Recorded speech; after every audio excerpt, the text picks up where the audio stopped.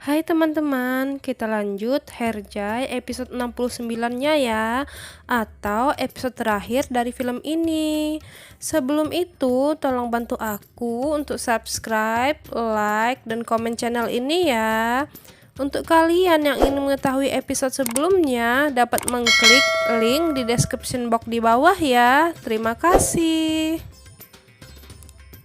Cerita dimulai dengan Yaren yang semula telah menjatuhkan pistolnya. Tiba-tiba ia melawan polisi dengan mengangkat pistolnya lagi. Handan mengatakan kalau dialah yang menelpon polisi karena Handan melihat Yaren yang sedang membawa senjata pergi ke rumah Rean. Yaren yang merasa kecewa pada orang tuanya akhirnya menodongkan pistolnya pada dirinya sendiri. Nasuh yang syok melihat kejadian itu mengalami sakit pada dadanya. Nasuh dan para wanita-wanita pun diminta untuk masuk ke dalam rumah demi keamanan mereka. Virat mencoba mengalihkan perhatian Yaren. Kemudian Miran berhasil merebut pistol yang Yaren pegang. Akhirnya Yaren pun bisa diamankan dan dibawa oleh petugas kepolisian.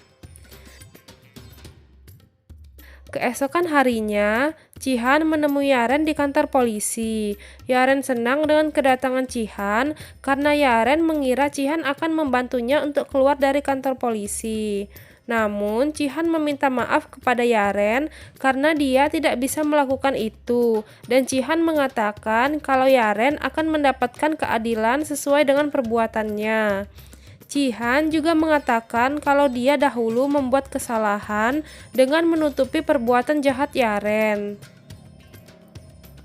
Cihan pun keluar ruangan dengan menangisi nasib putrinya. Kemudian ada Miran yang datang memberi dukungan kepada Cihan, dan Miran mengatakan kalau dia dan Rean menerima Cihan sepenuh hati sebagai paman mereka yang menggantikan posisi Hazar ayah mereka.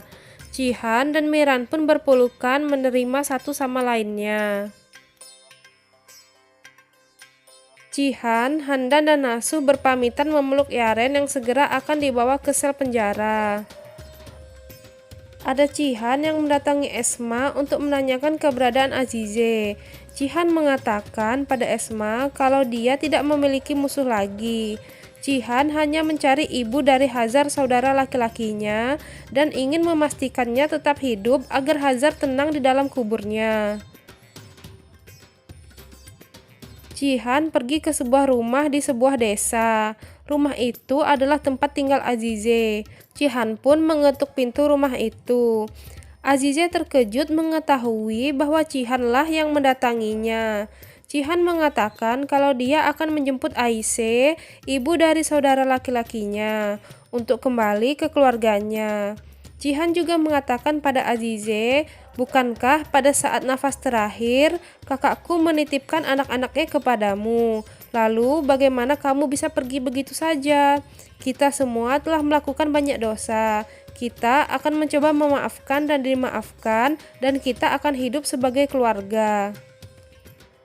Cihan pun pulang ke rumah Sodoglu dengan membawa Azize bersamanya. Azize masuk rumah dan melihat Nasuh yang telah menunggu kedatangannya. Nasuh sangat senang akan kedatangan Azize kembali. Nasuh menginginkan Azize untuk tinggal di rumahnya dan memakai nama belakang Sodoglu. Di Yayasan Umut Sodoglu, ada seorang anak perempuan yang menarik perhatian Miran dan Rean. Miran dan Rean pun ingin sekali mengadopsi anak perempuan itu. Malam harinya, Miran dan Rean datang ke rumah Sodoglu dengan membawa Umut. Di sana juga sudah ada Aisyah dan keluarga Sodoglu lainnya yang menunggu. Nasuh memberi pengumuman kepada mereka kalau dia dan Aisyah akan menikah lagi. Semua orang berbahagia mendengarnya.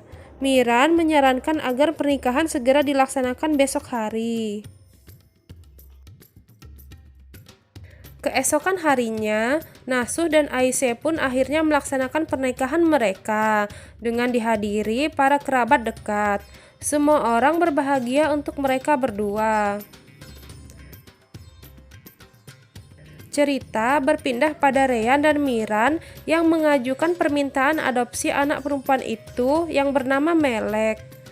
Petugas pun akan segera melakukan pemeriksaan berkas-berkas. Sesaat kemudian, petugas pun memberikan hak adopsi Melek kepada Reyhan dan Miran.